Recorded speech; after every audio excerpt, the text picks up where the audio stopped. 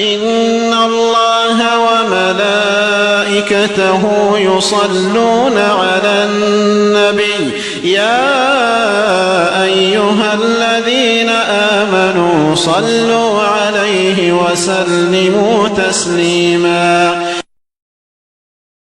मिसाल के तौर पे आप जब बीमार होती है तो आप किसके पास जाती है? किसके पास जाती है आप? डॉक्टर। किसके पास? डॉक्टर। डॉक्टर के पास। क्यों?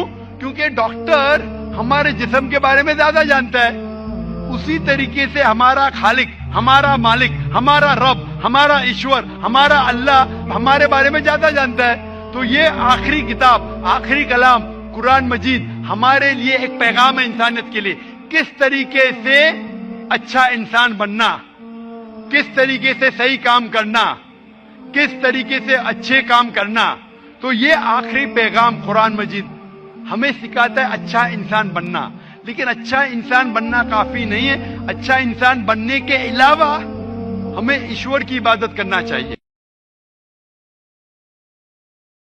إن الله وملائكته يصلون على النبي يا أيها الذين آمنوا صلوا عليه وسلموا تسليما।